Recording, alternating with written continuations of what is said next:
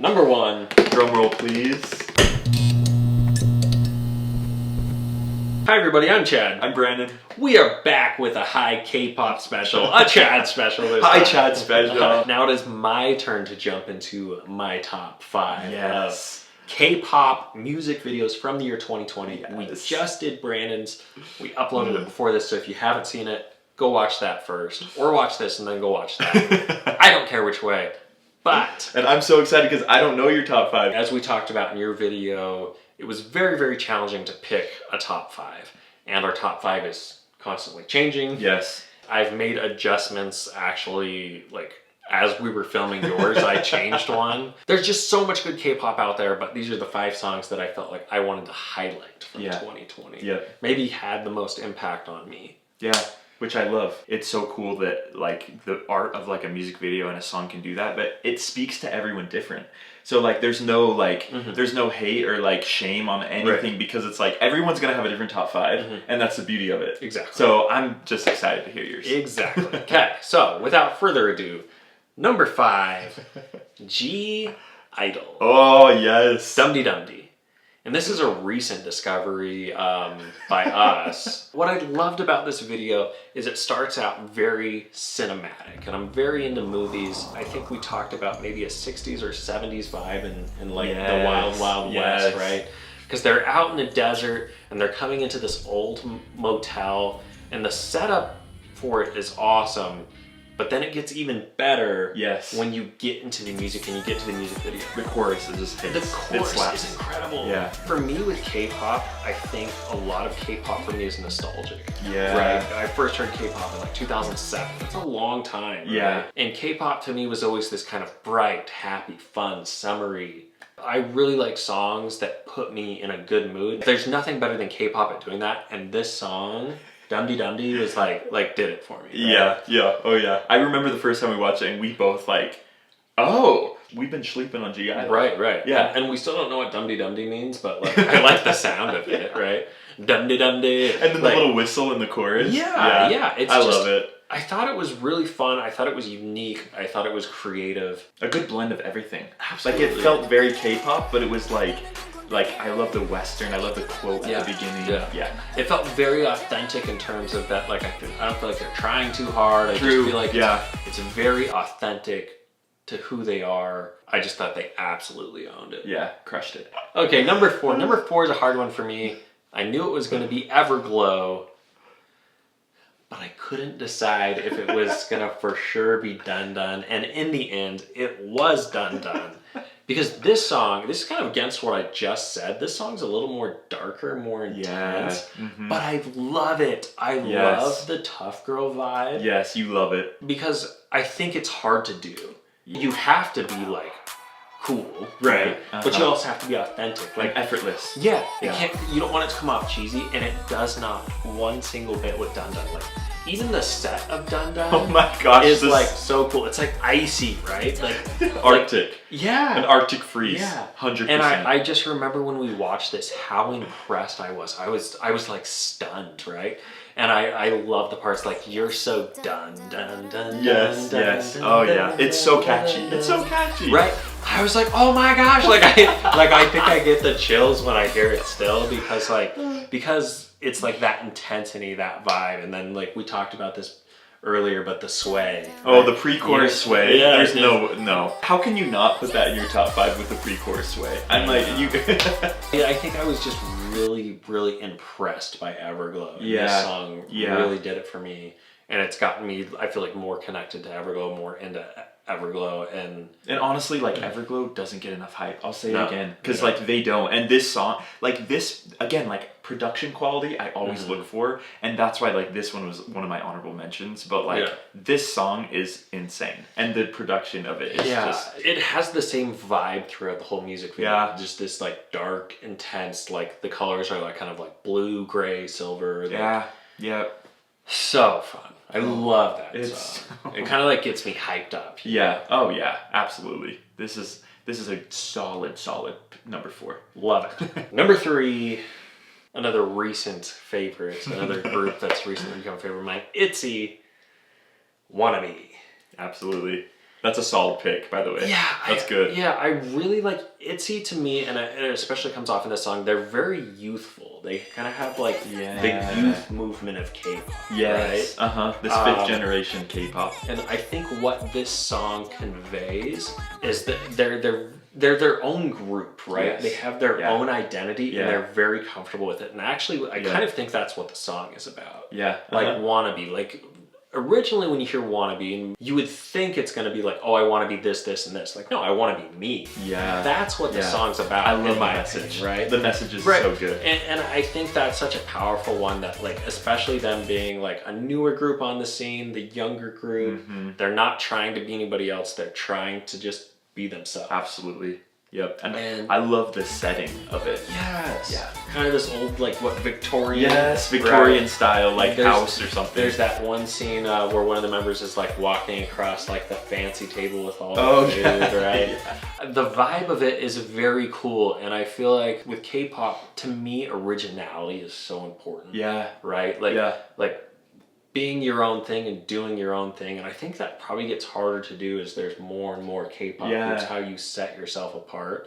So I think that's part of the message of the song, right? No, respect on that, yeah. The market of K-pop is saturated, right? But they're still able to distinguish themselves. I just felt like the music video very much complements the song. Oh, that the music video is like, you know, fun, but also like there's meaning into it. It's not just perfectly light and bright. Yeah. But I really, really like the chorus. And again, back to like the message of the song. I love K-pop that's about the positive message. Totally. But absolutely. Yeah, I think that does that, but at the same time, just a very fun, attractive, great song.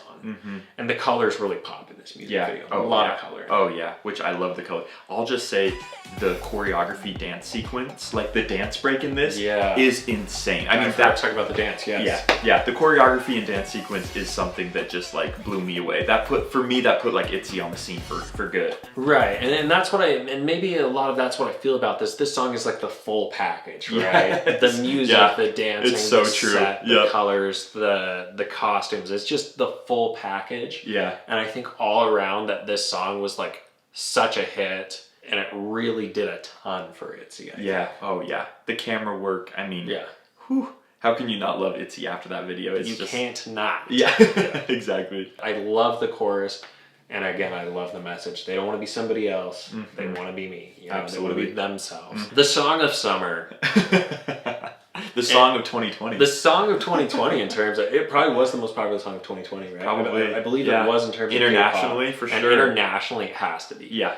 BTS Dynamite. Oh yeah. It was so good, and it's everything that we love about summer. It's everything we love about BTS. 100%. Such a good choice. I feel like there's a laundry list of things that I liked about it. I was huge into how they had this kind of almost like disco-esque vibe in terms of like the costumes and the dancing influence. It wouldn't be something I would have imagined went really well with the song, but it does. Yeah, absolutely. And it makes it a very light, exciting song, and it's like the color palette, like everything just screams summer. Yeah, yeah. Like the ice cream truck, you have like, you know, the kind of like disco vibe glasses, even the costumes kind of felt disco vibe. Yeah, the sets. The sets are very like 2020. Even though the video has like a 60s or 70s vibe, or is it? I don't even know. But then it's like, wait, maybe it's just like the 2020 style, and they're the trendsetters. They're bringing it back because it does still feel modern. Yeah. Another thing I liked about this is that we got to see the members kind of like passing along the song throughout the music video. I love, like you have one goes on to the next one. Yeah. I loved that. I thought that was a really cool way to do a music video.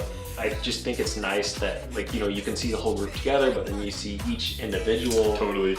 It's just, to me, it's a song of like ultimate happiness. It's just so much happy. It's everything that I think like summer should be, you know, sunny. Yeah. And you can even see in the film work that they make it look like summer, right? Oh, like that's very much intentional. Absolutely. I believe, right? Yeah. And just the colors and everything else. No, this song literally brought 2020 out of the dumps. Oh, 100%. Literally, 100%, right? Yeah. Like, I mean, you know, normally you think of 2020, you're like, oh, 2020 was awful. And like, you know, there's still good parts of 2020 and there's still positivity. Yeah. BTS, maybe like no other group, brings the positivity. Yeah. But then they do it in a way that it's so like such good singing, such good dancing. The dancing in this is incredible. Oh, it is. Yeah, yeah. Don't forget that. Yeah, all around. Like, yeah.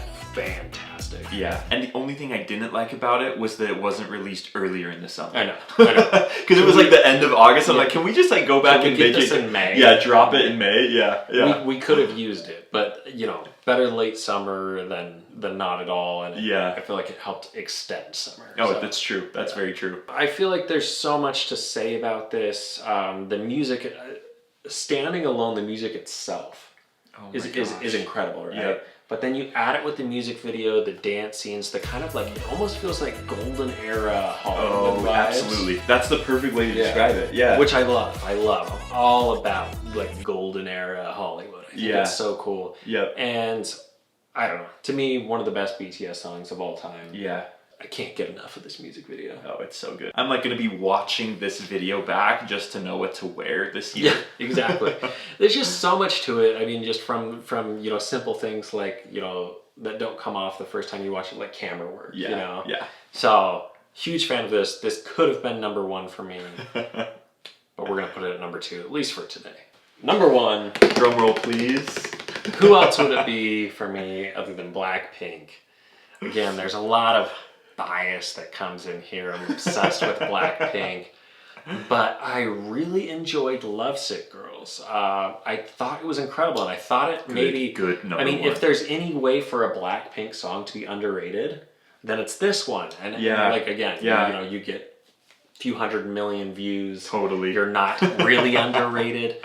But I think maybe Lovesick Girls didn't get the attention. I just thought it was so good because the song itself is very, very catchy. Yeah. Like on its own. Yeah, on its own, it's a standalone single. Absolutely. It is. Yeah. And what's interesting about it is it doesn't come off as very dark at all, even though it's like Lovesick. Yeah. I mean, Lovesick you could see going a few different ways. Yeah. But the music video itself, there's some like kind of sad, dark parts about it. Yeah. And I think it's part of what I really liked about the music video was that the acting that they did is incredible. Yeah, incredible. Mm-hmm. And kind of the dichotomy of you have these really kind of sad parts, you know, that are very like emotional and intense. And I think that's hard to do during a song that is mostly not dark. Mm-hmm. And then you have these really like happy, bright parts. For sure. On that note, I think this song does a good job of showing like the journey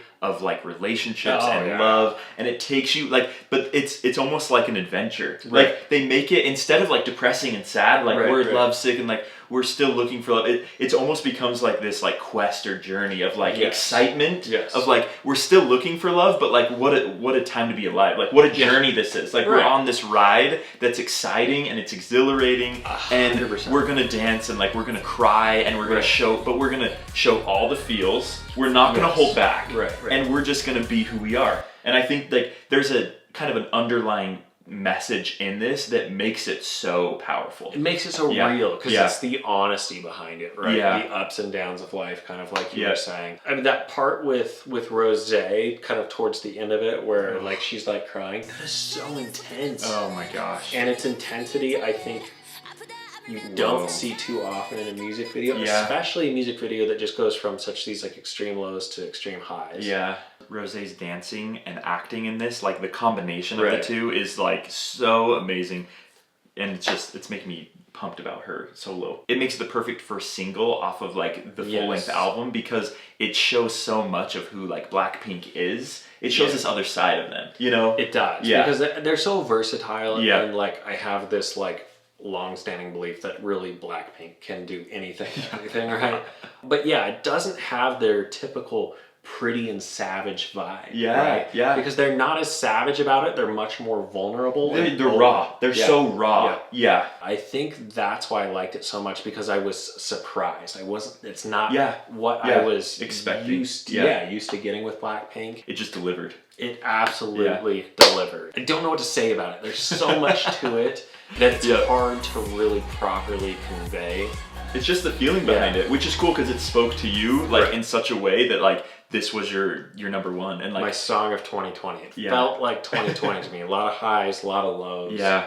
And so I just think that, I don't know, it was an incredible song. Incredible music video. Love it. But that is my top 5. Dude, that is a solid top 5. And there's so much more to listen to from 2020, but then also coming in 2021. Yep. Excited for what we got. Excited for what's to come. Let us know your top 5 songs 2020. If you haven't seen Brandon's video, go back and watch that. Put a link to it. Yeah. Thanks so much for watching. We'll see you guys next time. Thanks.